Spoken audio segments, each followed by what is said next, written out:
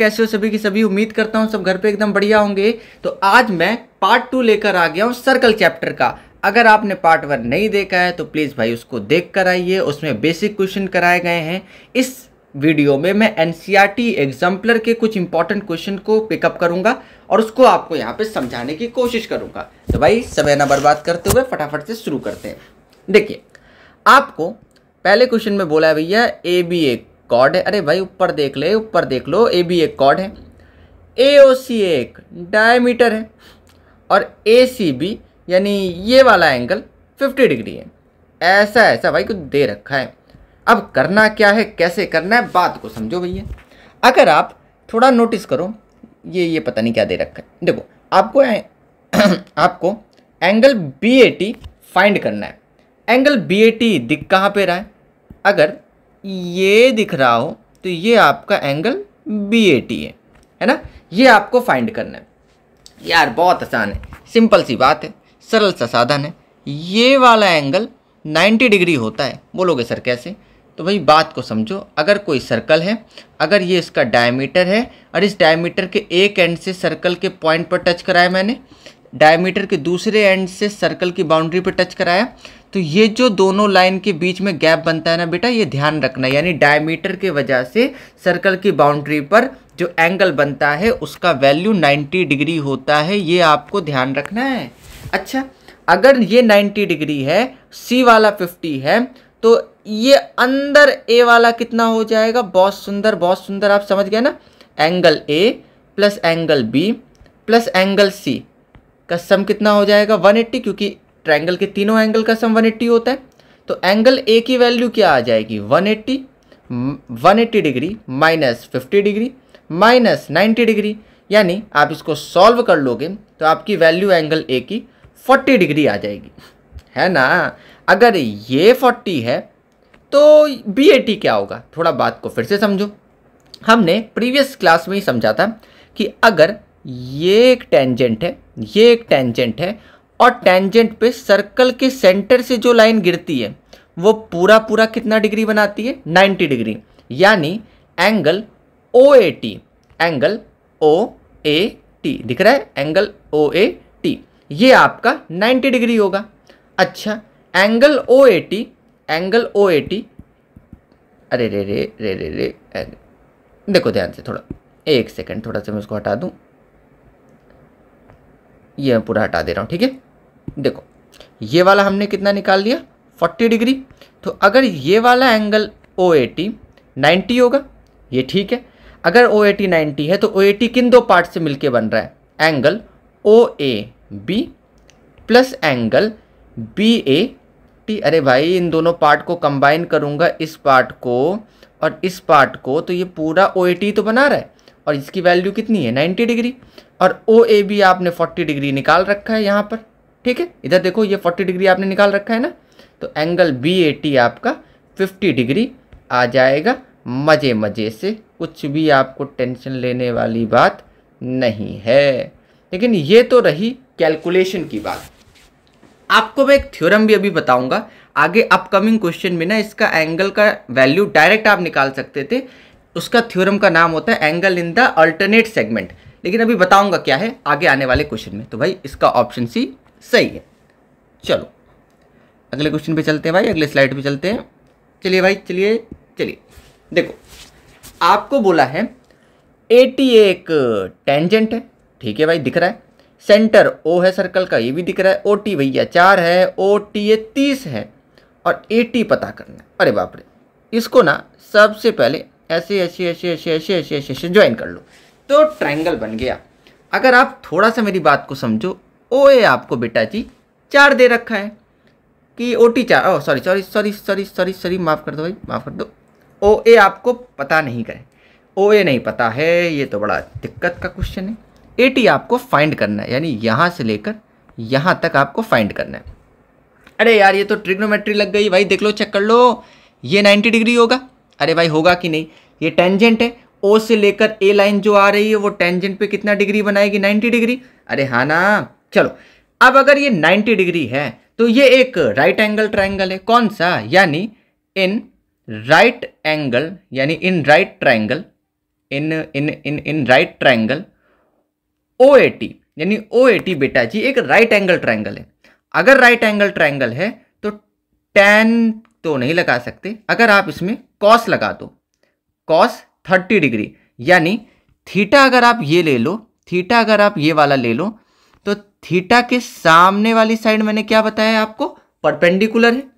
नीचे वाला क्या हो जाएगा, बेस, और ये वाला जो 4 है ये हाइपोटेन्यूज। आपने पढ़ा होगा पाकिस्तान भूखा प्यासा, अरे भाई हिंदुस्तान तो अपना हरा भरा है। ये साइन कॉस टेन, तो कॉस होता है बेस अपॉन हाइपोटेन्यूज।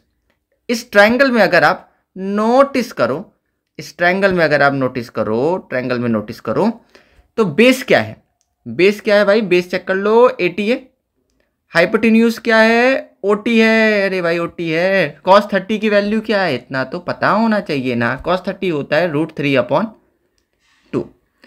80 की वैल्यू कितनी है, ये तो निकालना है। OT की वैल्यू कितनी है, 4, तो सर 4√3/2 हो जाएगा। रे हाँ जी, यानी 80 की वैल्यू क्या आ गई, 2 1 जा 2 2 जा, यानी 2√3। सी ऑप्शन सही है। ऐसे करना है, कहीं कहीं ट्रिग्नोमेट्री भी लग जा रही है, इसलिए ध्यान देना भाई। चलो भाई अगले क्वेश्चन पे चलते हैं, अगली स्लाइड पे चलो। आपको बोला है ये वाला 50 डिग्री है, POQ फाइंड करना है। ये तो थोड़ा सा ट्रिकी क्वेश्चन है, लेकिन ट्रिकी नहीं है, फालतू क्वेश्चन है भाई। ध्यान से देखो, ध्यान से देखो, ध्यान से देखो, ध्यान से देखो। अगर अगर अगर अगर अगर ये लाइन दिख रही हो, ये लाइन दिख रही हो, PR बोल दो यार, PR क्या है, टेंजेंट है ना। हाँ सर टेंजेंट है। O से ये लाइन ड्रॉ करेंगे तो सर टेंजेंट पे सर्कल के सेंटर से लाइन ड्रॉ करते हैं तो कितना बनाएगा, OPR एंगल कितना बनाएगा, 90 डिग्री। अरे हाँ ना बोल, यानी एंगल यानी यानी यानी यानी यानी एंगल OPR बेटा जी कितना हो जाएगा, 90 डिग्री। अच्छा OPR किन दो एंगल से मिलके बन रहा है, बहुत सुंदर बहुत सुंदर, OPQ प्लस QPR है कि नहीं, प्लस एंगल QPR, दोनों को मिलाएंगे तो वही OPR 90 डिग्री बन रहा है। अच्छा OPQ आपको नहीं पता है तो चलो ठीक है, वैसे तो बोलोगे सर निकालना कुछ है कर कुछ रहे हो, लेकिन अभी बता रहा हूं ना। QPR कितना है, देखो 50 डिग्री दे रखा है, चेक कर लो 90 डिग्री इक्वल में, तो OPQ कितना आ जाएगा बेटा जी, 40 डिग्री। अगर थोड़ा सा बात को समझो, यानी ये वाला आपका एंगल 40 डिग्री आ गया। अगर ये 40 डिग्री है तो आपको ये पता है OP जो है वो OQ के इक्वल है।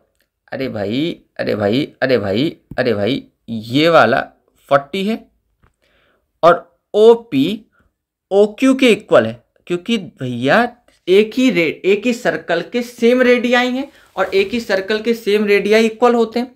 तो जरा आप लिख सकते हो OP किसके बराबर होगा, OQ के। OP के सामने कौन सा एंगल है, देखो भाई अब थोड़ा दिमाग रखना, OP के सामने उस ट्रायंगल में कौन सा एंगल है, तो OP के सामने Q वाला है और OQ के सामने ये अंदर वाला P है, यानी OP के सामने बेटा कौन सा एंगल है, OQP, और OQ के सामने कौन सा एंगल है, OPQ। ये दोनों एंगल इक्वल होते हैं, आपने पढ़ा है ना, angle opposite to equal sides are equal. तो अगर OPQ 40 है तो एंगल OQP, अरे भाई भूल गए, OPQ 40 है ना, तो OQP कितना हो जाएगा, ये भी 40। अरे अब तो बोलोगे सर हमें आ गया, ये वाला 40 है, ये वाला 40 है, तो एंगल सम प्रॉपर्टी से ये वाला कितना हो जाएगा, 100 डिग्री। भाई ट्रायंगल के तीनों एंगल का सम 180 होता है ना, तो ऑप्शन ए सही है। इसको भाई मार्क कर लो, ऑप्शन ए सही है। चलो अगले वाले स्लाइड पे चलते हैं फटाफट से। चलिए अब आ जाओ भाई, इसके लिए मैं आपको ज़्यादा पढ़ाने से अच्छा मैं आपको एक थ्योरम बताऊंगा। यहाँ पर अगर आप NCERT ओपन करोगे, उसका एग्जाम्पल नंबर न्यू बुक का 2 देखिए, वहाँ पर इसको ना प्रूफ करवाया गया।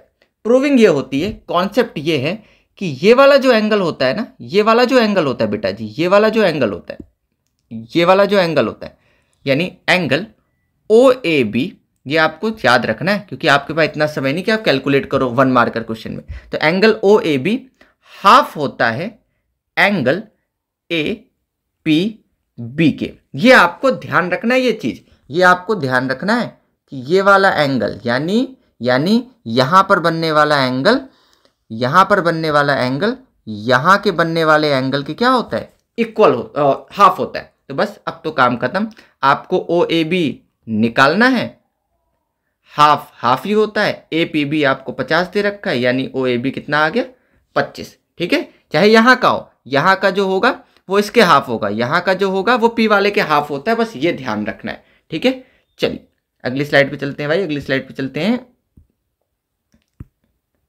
चलिए शुरू करते हैं अब अगला क्वेश्चन। देखो मैंने बोला था ना फर्स्ट क्वेश्चन कराते हैं कि मैं आपको एक थ्योरम बताऊंगा, वो थ्योरम क्या है मैं थोड़ा आपको समझा देता हूं। जैसे सपोज ये कोई अगर सर्कल है, ठीक है, अरे यार कितना गंदा सा बनता है, ये कोई सर्कल है, ये कोई सर्कल है। अब इस सर्कल में सपोज ये कोई कॉर्ड है, अरे भाई कॉर्ड का मतलब क्या होता है, एक ऐसी लाइन जो सर्कल के दोनों बाउंड्री पर टच करे, मतलब सर्कल की दोनों पॉइंट पे मतलब कि बाउंड्री पर टच करे। अच्छा, अब इस पॉइंट से, ये वाला जो पॉइंट ए है, यहाँ जो पॉइंट ए है, इस पॉइंट से सपोज मैं कोई टेंजेंट ड्रॉ करता हूँ।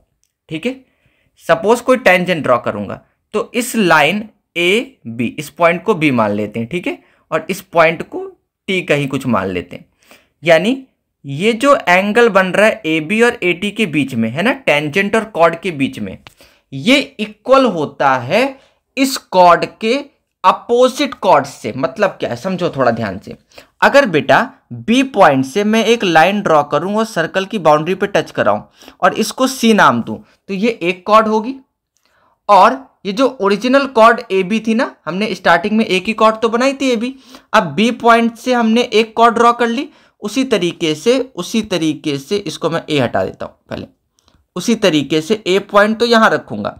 अब ए पॉइंट अरे ये क्या हो रहा है, ये क्या हो रहा है, ए पॉइंट से एक दूसरी कॉर्ड ड्रॉ करना है सी तक, यानी मैं रिपीट कर रहा हूं, पहले हमने एक कॉर्ड ए बी बनाई और उस ए पॉइंट से हमने एक टेंजेंट खींचा, यानी उस कॉर्ड ए बी और टेंजेंट के बीच में जो एंगल बनता है वो एंगल कौन सा था, एंगल बी ए टी, ये हमेशा ना इक्वल होगा इस एंगल बी ए सी के। अब आपको कैसे पता चलेगा ये एंगल कौन सा है, तो जो कॉर्ड बनाया है उसके एक पॉइंट से सर्कल की बाउंड्री पे लाइन लानी है, और कॉर्ड के दूसरे पॉइंट से उसी पॉइंट तक हमें एक लाइन ले जानी है, जहां पर दोनों लाइन का जो गैप बन रहा होगा ये वाला, ये इक्वल होता है बाहर वाले टेंजेंट के एंगल के इक्वल। समझ आ रही है बात? तो ये थ्योरम आपको ध्यान रखनी है, ये थ्योरम ध्यान रखोगे पक्का, इसको अपनी कॉपी में नोट कर लीजिए। इसका रीजन क्या लिखेंगे, angle in the alternate segments. ठीक है, ये ध्यान रखना है बेटा, क्योंकि इस थ्योरम का यूज अभी हम बहुत जगह करेंगे। तो इस हिसाब से अगर ये 70 होगा तो ये अंदर वाला भी कितना हो जाएगा 70, क्योंकि देखो अगर मैं थोड़ा सा फिर से हाईलाइट करके एक बार समझा देता हूँ, ये वाला बेटा टेंजेंट है, ये कॉर्ड है, देखो ना ये कॉर्ड है ना, अगर कॉर्ड और टेंजेंट के बीच में 70 बन रहा है तो इस कॉर्ड के एक पॉइंट से ये लाइन गई तो ये भी एक कॉर्ड है, इस कॉर्ड के पॉइंट से ये लाइन गई तो देखो ये भी कॉर्ड है, और इन दोनों कॉर्ड के बीच में जो एंगल बना वो इक्वल होगा। ठीक, तो ये कितना हो जाएगा 70 डिग्री।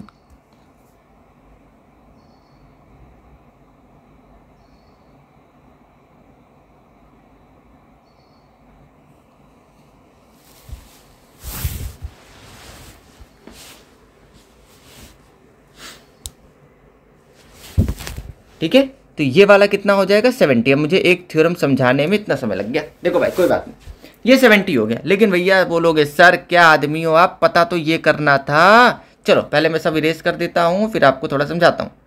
चलो यानी ये वाला 70 आ गया, ये वाला 70 आ गया, लेकिन हमें पता क्या करना था, हमें ए क्यू बी पता करना है, हमें ए क्यू बी। तो अगर आप थोड़ा सा नोटिस करो, अगर ये 70 है तो यार ये तो Z बन रहा है, ये तो अपने बचपन की याद दिला दी, ये तो Z बन रहा है, यानी सर ये 70 होगा तो अल्टरनेट एंगल से ये वाला भी 70 होगा।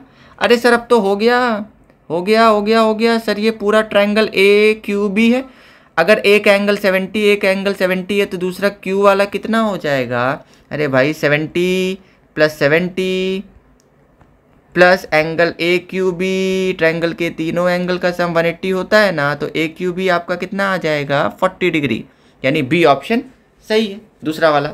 चलिए भाई अगले पे रखते हैं, लेकिन इस थ्योरम को ना ध्यान रख लेना, अभी बहुत से क्वेश्चन कराऊंगा उसमें आएगा इसका यूज। चलिए अब इस क्वेश्चन को थोड़ा कायदे से समझ लेते हैं, थोड़ा सा ट्रिकी है, थोड़ा सा इसको मैं थोड़ा स्लाइड छोटा कर लूँ। हाँ थोड़ा सा ट्रिकी है लेकिन समझने का है। अब क्या समझना है समझाता हूँ भाई, 2 मिनट देखो। आपको बोला है एक राइट ट्रायंगल ABC है, दिख रहा होगा, बिल्कुल सर दिख रहा है। B 90 डिग्री है, नहीं दिख रहा है तो दिखा देता हूँ, ये देखो ये 90 डिग्री, ठीक है ये 90 डिग्री है। आपको बोला है एक सर्कल को ड्रॉन किया गया विदेवी उड़ करके, आपको फालतू बात बकवास करके रखा है, आपको इस पर नोटिस करना है। देख लो भाई, इधर देख लो, सो रहे हो आधे लोग, इधर देख लो, इधर देख लो, इधर देख लो। P बाइसेक्ट्स BC, यानी ये जो पॉइंट P है ना, ये BC को बाइसेक्ट कर रहा है। बोले सर ये तो हवा में लटका है, BC कहाँ है? यानी P से हम जो लाइन ड्रॉ कर रहे हैं ये वाली Q तक, ये BC को बाइसेक्ट कर रहा है। BC को बाइसेक्ट मतलब अपना मेन उद्देश्य क्या है कि सर BQ जो है ना, बाइसेक्ट का मतलब बराबर हिस्सों में बांट रहा है, तो BQ को किसके इक्वल दिखाना है? QC के इक्वल दिखाना है। हमारा एम ये है। कैसे अचीव करेंगे बहुत ध्यान से देखना। इस 90 डिग्री को हटा देता हूँ, इसका कुछ खास काम है नहीं, है लेकिन कुछ खास नहीं है। अगर मैं इसमें कंस्ट्रक्शन करना है, इसमें कंस्ट्रक्शन करना है कि P पॉइंट से हमें B को ज्वाइन करना है, यानी कंस्ट्रक्शन आप करोगे कि ज्वाइन P टू B, ठीक है। अच्छा अब थोड़ा बात को ध्यान से समझते चलना। अगर आप नोटिस करो मेरी बात को, AB डायमीटर है, अरे भाई दिख रहा है AB डायमीटर है। इस डायमीटर के वजह से सर्कल की बाउंड्री पे जो एंगल बनता है, मैंने भी बताया था पुराने क्वेश्चन में कि 90 डिग्री होगा। अरे भाई डायमीटर की वजह से ही तो 90 डिग्री बन रहा है, ठीक है ये 90 डिग्री है।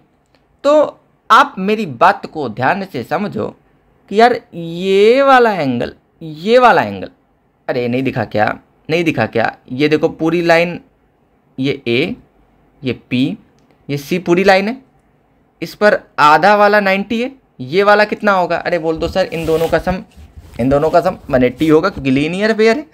यानी एंगल APB प्लस एंगल, इसको नाम दे देते हैं, 1, इसको नाम दे देते हैं 2, चलो यानी एंगल 1 प्लस एंगल 2।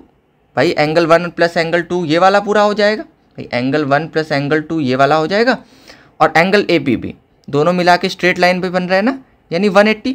तो उसके अकॉर्डिंग एंगल 1 प्लस एंगल 2 कितना हो जाएगा? 180 डिग्री माइनस 90, अरे भाई APB 90 है ना, यानी एंगल 1 प्लस एंगल 2 90 डिग्री आ गया। एंगल 1 प्लस एंगल 2 90 डिग्री आ गया भाई, इसको देख कर लो, ये क्या है, ठीक है ये ध्यान देना, ठीक है चलो ये हो ही नहीं रहा, छोड़ो हटाओ। यानी ध्यान रखना एंगल 1 प्लस एंगल 2 आपका 90 डिग्री के इक्वल है। अच्छा अगर मैं इसको बोलूं ये वाला एंगल, अरे ये क्या है, ये वाला एंगल 3 है, ये वाला एंगल 4 है, तो क्या मैं कुछ इससे अपना जुगाड़ वाला काम कर सकता हूं?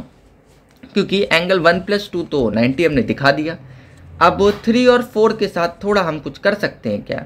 हाँ यार कर तो सकते हैं। आप मेरी बात को थोड़ा नोटिस करना। इन ट्रायंगल, इसको मान लेते हैं इक्वेशन 1, ठीक है थोड़ा सा ट्रिकी क्वेश्चन है। इन ट्रायंगल PBC में देखना, PBC angle P plus angle B plus angle C कितना हो जाएगा बेटा? 180 डिग्री। अरे भाई ट्रायंगल के तीनों एंगल का सम।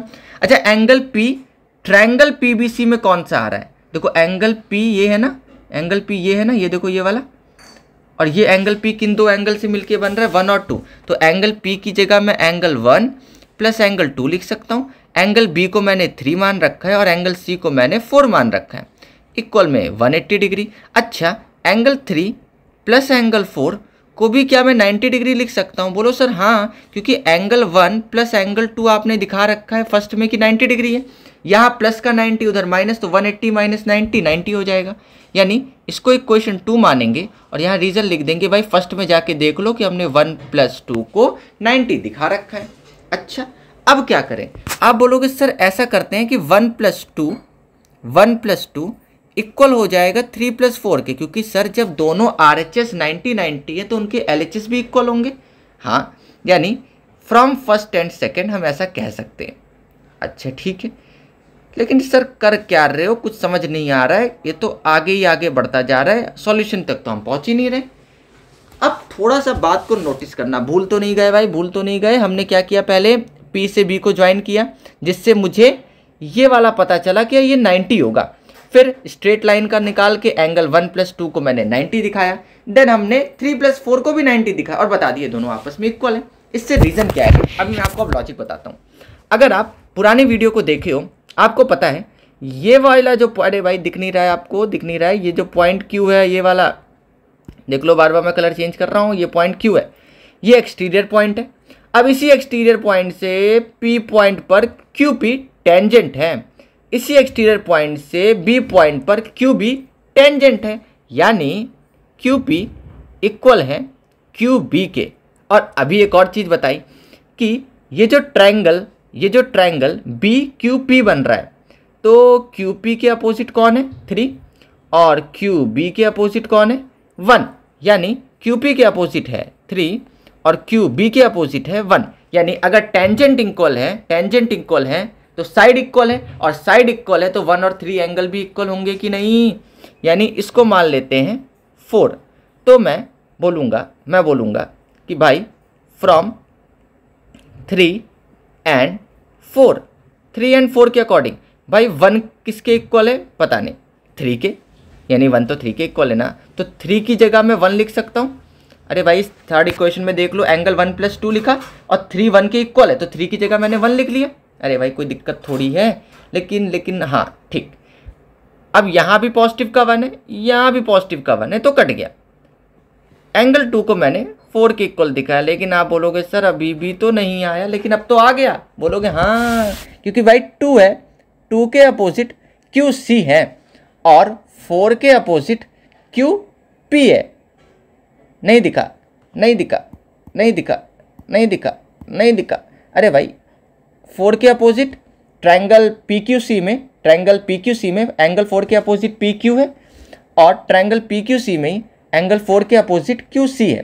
तो अगर 2 और जैसे अगर साइड, इधर देखो यहाँ पे, अगर साइड इक्वल है तो उनके अपोजिट एंगल इक्वल है।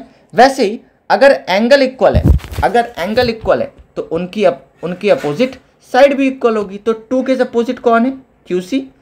4 के अपोजिट कौन है? QP। और ये हमने दिखा दिया, लेकिन प्रूव तो अभी भी नहीं हुआ। लेकिन अब हो गया। आप थोड़ा इस पे देखो, नोटिस करो, QP को किसके इक्वल दिखाया मैंने? QB के। और यहाँ पर QP को मैंने, अरे ये नहीं दिख रहा है, ये देखो, ये वाला QP को किसके इक्वल दिखाया? QC को। यानी QP दोनों की इक्वल है, तो मैं ऐसा कह सकता हूँ QB भी QC के इक्वल होगा। और यही तो देखो मेन एम था ना हमारा निकालना, कि QB, यहाँ देखो चेक कर लो, QB इक्वल होना चाहिए QC के। तो एक बार ओवरव्यू फिर से मैं समझा दूँ। सबसे पहले आपने क्या किया, आपने P से लेके B लाइन को ज्वाइन किया, फिर एंगल 1 + 2 को आपने 90 दिखाया, फिर आपने 3 और 4 को 90 दिखाया। क्यों? ताकि आप 90 90 RHS इक्वल करके LHS इक्वल करो। LHS RHS दोनों इक्वल हो गए, मतलब इस तरीके से। तो आपने बोला कि ये जो QP है वो QB के इक्वल होगा, क्योंकि एक्सटीरियर पॉइंट से जो टेंजेंट ड्रॉ होते हैं वो इक्वल है। जिससे हमने एंगल 1 और एंगल 3 को इक्वल दिखाया। उससे क्या हुआ, एंगल 1 और 3 इक्वल होते ही एंगल 2 और एंगल 4 इक्वल हो गए, जिससे QP QC के इक्वल हो गया। अब फिर तो हमने कंपेयर करके आपस में बता दिया कि भाई P बाइसेक्ट्स PC। ठीक है, लेंदी क्वेश्चन था, समझने वाला था। चलो भाई अगले क्वेश्चन पे चलते हैं। चलिए अगले क्वेश्चन पे आ जाते हैं। बोला है tangent PQ and PR are drawn to a circle such that angle R P Q, यानी ये वाला जो एंगल है, ये वाला जो एंगल है 30 डिग्री दे रखा है, हमको आर क्यू एस फाइंड करने के लिए बोला है, आर क्यू एस फाइंड करने के लिए बोला है। यार अगर मेरी बात को ना आपने गहराई से बात से मतलब कि अरे यार गड़बड़ हो जाती है बोलने में, गहराई से सुनाओ तो पॉइंट पी एक्सटीरियर है, बोलो हाँ। इससे हमने दो टेंजेंट ड्रॉ किए, क्या आप समझ गए? बोलो सर बिल्कुल समझ गए, P R and P Q. और बोलोगे सर ये आपस में इक्वल हैं। अगर ये इक्वल हैं तो एंगल ये वाला आर और एंगल ये वाला क्यू भी इक्वल होगा, क्योंकि पी आर के अपोजिट एंगल क्यू है और पी क्यू के अपोजिट एंगल आर है। ये ध्यान रखना। क्यों ध्यान करवा रहा हूँ? क्योंकि मैं बोलने वाला हूँ in triangle A B sorry in triangle P Q R, in triangle P Q R angle 30 degree plus angle R plus angle Q 180 degree के इक्वल होगा। यानी angle R plus angle Q 180 degree minus, अरे भाई इतना कौन ही लिखूँ मैं, आप लोग इतना तो समझदार हो, इतना तो समझदार हो। यानी यहाँ पे 150 डिग्री 30 डिग्री माइनस हो गया। तो क्या मैं ऐसा लिख सकता हूँ 2 टाइम्स ऑफ एंगल आर? हाँ सर, क्योंकि आर जो है वो क्यू के इक्वल है, तो क्यू की जगह भी आर कर देंगे तो आर प्लस आर 2r हो जाएगा। हाँ, यानी 150 डिग्री। अच्छा रीजन डाल देना, इसको मान लेते हैं फर्स्ट, यानी ये हो जाएगा फ्रॉम फर्स्ट। अच्छा, यानी एंगल आर की वैल्यू क्या आ गई? 75 डिग्री। डिवाइड हो गया ना बेटा, तो एंगल क्यू की वैल्यू भी क्या आ जाएगी? 75 डिग्री। ये चीज़ ध्यान रखना है। अच्छा, इसको मान लेते हैं इक्वेशन, इसको मान लेते हैं इक्वेशन 2। अब अगर थोड़ा सा बात को समझो तो मैं क्या ऐसा बोल सकता हूँ कि angle P Q are equal होगा एंगल क्यू आर एस के, और रीज़न दे दूँ अल्टरनेट इंटीरियर एंगल्स। क्या कन्फ्यूज़न तो नहीं हो गया आपको? बोलोगे सर नहीं होना चाहिए, क्योंकि देखो ये वाला एंगल Q ये वाले अंदर एंगल R के इक्वल होगा। कैसे इक्वल होगा? क्योंकि ये लाइन Z फॉर्म कर रही है, यानी alternate interior angles are equal. बात समझ आ गई? यानी आप बोलोगे सर बिल्कुल एंगल 70 डिग्री कौन हो जाएगा? Angle QRS। अच्छा पता है मैं कहाँ कूदना चाहता हूँ? मैं उस ट्रायंगल में कूदना चाहता हूँ। कौन सा ट्रायंगल दिख गया आपको? RQS में। तभी तो मुझे RQS की वैल्यू आएगी ना एंगल की। चलो आपको अगर मैंने अभी समझाया था, ये तो 75 आया था, है ना? देखो देखो यहाँ पे देखो एंगल Q ये वाला 75 आया था। अभी मैंने आपको पढ़ाया ना, देखो RQ एक कॉर्ड है, टेंजेंट पर बन रहा है एंगल, तो किसके इक्वल होगा? इस कॉर्ड से ये वाली लाइन, इस पॉइंट के कॉर्ड से ये वाली लाइन, इसके इक्वल होगा। यानी आप बोल सकते हो angle P Q are equal होगा एंगल आर एस क्यू के। रीजन क्या जाएगा? Angle in alternate segments, angles in alternate segments. यानी एंगल आर एस क्यू भी कितना हो जाएगा? 75 डिग्री। इधर भी रीजन जाएगा फ्रॉम सेकंड में, देख लीजिए, इधर भी रीजन जाएगा फ्रॉम सेकंड में, देख लीजिए। अब तो आप कर लोगे ना, अब तो कर लोगे। अगर ये 75 है, ये वाला भी 75 है, तो ये वाला एंगल सम प्रॉपर्टी से कितना आ जाएगा? 30 डिग्री, है ना? यानी एंगल 75 डिग्री। यानी मैं लिख देता हूँ एक बार, बाकी इसको कर लीजिएगा अच्छे से, ठीक है ना? इधर देखो, in triangle R Q S angle Q R S plus angle R S Q plus angle R Q S, है ना? ट्रायंगल के तीनों एंगल का सम 180, तो एंगल आर क्यू एस का सम कितना आ जाएगा? 30 डिग्री। ठीक, चलो इसको नोट कर लो फटाफट अगली स्लाइड पे चलते हैं। अब चलिए भाई शुरू करते हैं कथा। तो भाई बाहर ही चला गया डायग्राम। चलो अब कुछ ऐसा है कि सबसे बड़ा पैसा है। देखो प्रूव करना है कि BC BD के इक्वल है। यार पता है इसमें भी ना वही टेंजेंट का रूल आ रहा है, ये बहुत आसानी से क्वेश्चन हो जाएगा। बस आपको ना वो पकड़ना है, वो जो मैंने angle in the alternate segment पढ़ाया है ना, वो इंपॉर्टेंट है। अगर आप थोड़ा सा मेरी बात पे ध्यान देना, यार ये कॉर्ड है BC, दिख रहा है आपको, BC कॉर्ड है, CD टेंजेंट है, तो टेंजेंट और कॉर्ड के बीच में ये वाला एंगल बन रहा है, यानी एंगल BCD किसके इक्वल हो जाएगा? आप पहचान के बता दो यार, आराम से सोच लो, आराम से घर पे सोचो और बताओ BCD किसके इक्वल हो जाएगा। कैसे चेक करना है, कैसे चेक करना है? कॉर्ड कौन सी है? BC, तो BC, तो C से लाइन कौन आ रही है? A पर। D से लाइन कौन सी आ रही है? A पर। तो कौन सा एंगल बन रहा है? 30। समझ आया ना? यानी एंगल CAO के इक्वल होगा, यानी एंगल BCD की वैल्यू भी 30 डिग्री हो जाएगी। रीजन वही जाएगा ना, एंगल इन द सेम, नहीं, इन the alternate segments, angles in the alternate segments.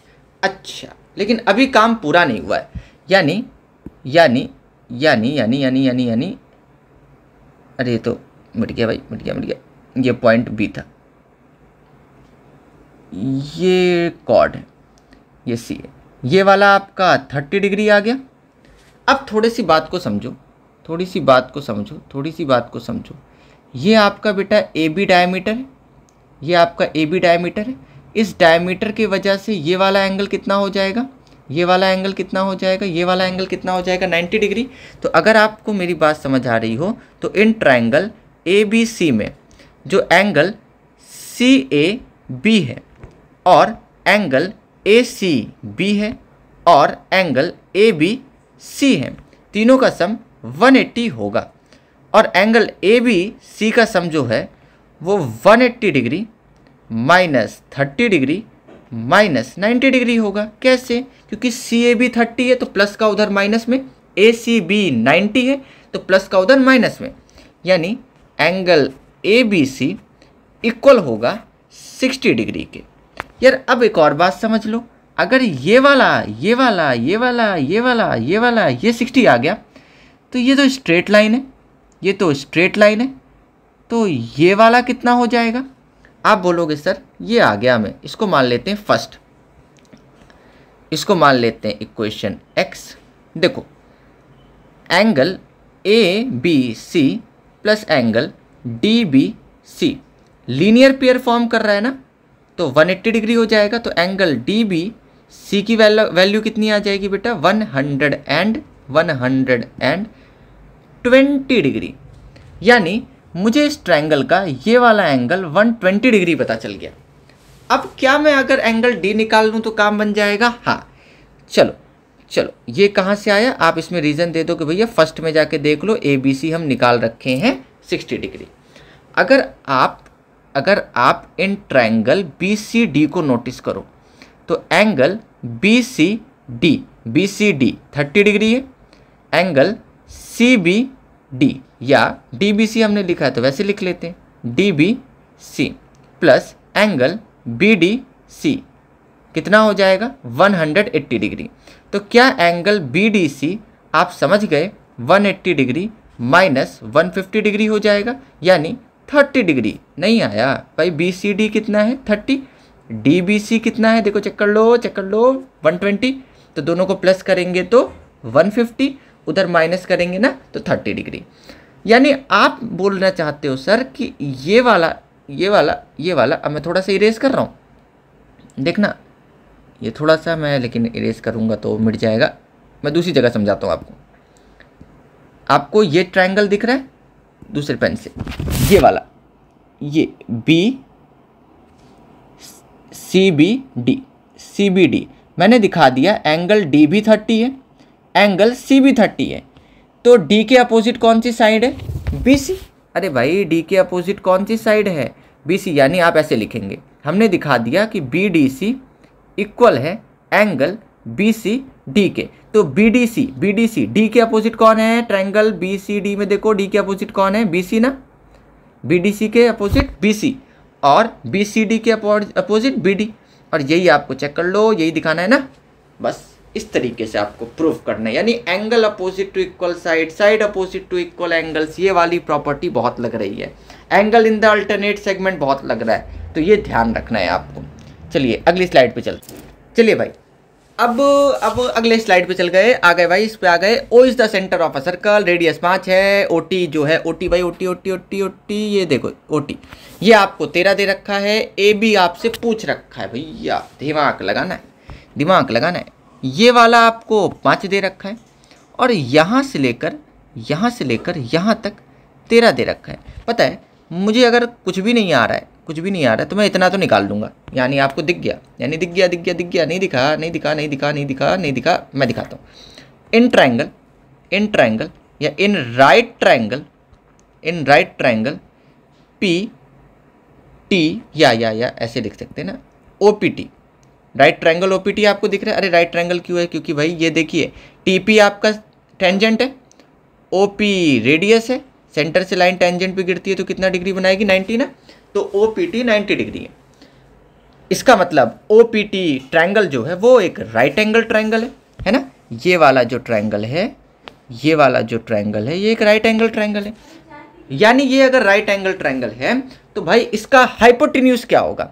कुछ लोग को लगेगा ये 13 सर हाइपोटेन्यूज है, तो बिल्कुल सही लग रहा है भाई, मैंने कब कहा गलत है? यानी क्योंकि 90 डिग्री के सामने वाली साइड क्या होती है? हाइपोटेन्यूज, बाकी अगल बगल सब परपेंडिकुलर बेस। यानी पीटी का जो स्क्वायर है प्लस ओपी का जो स्क्वायर है वो इक्वल होगा ओटी के स्क्वायर के। अच्छा ठीक है सर, यानी पीटी कितना है वो तो निकालना है सर। ओपी कितना है? 5, तो 5 का स्क्वायर कितना हो जाता है? 25। ओटी कितना है बेटा जी? 13, और 13 का स्क्वायर हो जाता है 169। तो पीटी का स्क्वायर कितना हो जाएगा? 144। जब माइनस करोगे यानी पीटी की वैल्यू आ जाएगी √144, और 140 का आप जब रूट लेंगे तो आपकी वैल्यू आएगी 12, आपकी वैल्यू आएगी 12 की, यानी वैल्यू आएगी 12। लेकिन सर पीटी तो निकालना नहीं, अपने को तो ए बी निकालना है। अच्छा यार ये बात समझो,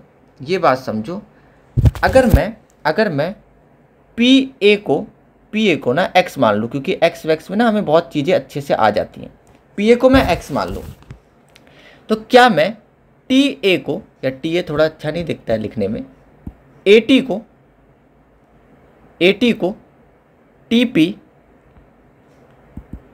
या पी टी माइनस एक्स लिख सकता हूँ? अरे भाई चेक कर लो, ये वाला अगर ये जो पूरी साइड पी टी है ना, ये जो पूरी साइड पी टी है, इसमें से अगर मैं पी ए को माइनस करूँगा तो आप देखो ना आपके पास यही वाली साइड तो आएगी, यही वाली साइड टी ए आएगी ना, ए टी आएगी।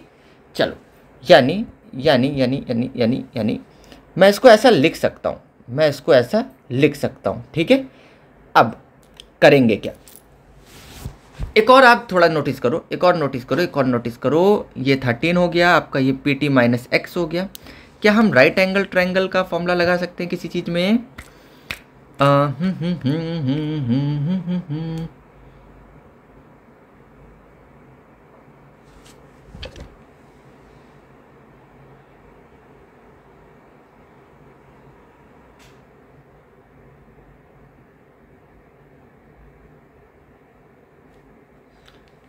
हाँ लगा सकते हैं ना। देखो अगर आप नोटिस करो, अगर आप थोड़ा सा देखो, ये बेटा ए बी, ये जो ए बी साइड है ये टेंजेंट है, और सर्कल के सेंटर से यहाँ पे लाइन गिर रही है ना, तो यहाँ पे हर जगह कितना डिग्री बनना है? 90।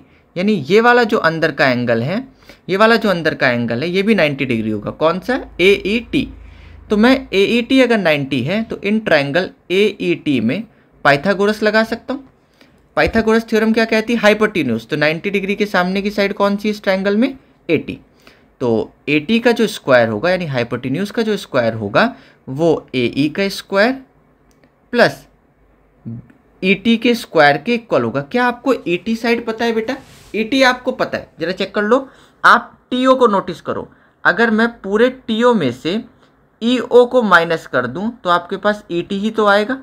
देखो ना, पूरे TO में से पूरे टीओ में से सिर्फ इतना पोर्शन अगर घटा दूं, सिर्फ इतना पोर्शन अगर घटा दूं तो आपका क्या आएगा, टीई आएगा या ईटी आएगा। तो टीओ आपको 13 दे रखा है, ईओ आपको 5 दे रखा है, तो ईटी की वैल्यू आपकी 12 आ जाएगी कि नहीं आ जाएगी, 12 आ जाएगी ना। यानी एटी आपका है पीटी माइनस एक्स, ठीक है। अच्छा पीटी आपको पता है क्या, हाँ पीटी तो सर निकाल रखा है अभी बैठे बैठे, 12 आया। यानी एटी को लिख सकता हूँ 12 माइनस एक्स का होल स्क्वायर। एई को सर कुछ नहीं लिख सकते हैं तो, अच्छा एई को भी लिख सकता हूँ, जरा नोटिस करो, देखो हर जगह थ्योरम लग रही है। पीए को ही तो हमने एक्स माना है, पीए को एक्स माना है, और पीए एई के इक्वल होगा क्योंकि tangent drawn from the same circle. भाई टेंजेंट दोनों पर देखो ना, ए से लेकर पी और ए से लेकर ई दोनों टेंजेंट है ना एक एक्सटीरियर पॉइंट से, यानी ये इक्वल होगा। तो मैं लिख सकता हूँ, मैं बोल दूंगा ए ई बी क्या है, एक्स है, तो एक्स का स्क्वायर प्लस ई टी तो मैंने अभी बताया कितना आया 12। यहाँ पे क्या लिखूंगा, हम क्या लिखेंगे, पी ए बराबर है ए ई के, चलो यानी दोनों को एक्स लिख सकते हैं। भाई इसमें ए माइनस बी का होल स्क्वायर लग जाएगा, यानी 144 plus x square minus 24x is equals to x square plus 12। अगर आप देखो प्लस का एक्स स्क्वायर है, प्लस का एक्स स्क्वायर है, कैंसिल हो जाएगा। 144 minus 12 is equals to 24x, कुछ नहीं किया है, माइनस का 24 है उधर कर दिया, प्लस का 12 था इज इक्वल्स टू के इधर ले आया, क्योंकि सेम चीज़ को सेम साइड कर दिया। अब 144 में से 12 को माइनस करेंगे तो कितना आ जाएगा, 132 इज इक्वल्स टू 24x आ जाएगा। अच्छा x के साथ 24 मल्टीप्लाई में तो 24 नीचे डिवाइड में, यानी 132 अपॉन में 24 करेंगे तो x का वैल्यू आएगा। अब x का वैल्यू कितना आएगा भाई, अगर डिवाइड करोगे तो आपकी वैल्यू यहाँ 66 आएगी 2 बार में, और यहाँ 12 आएगा।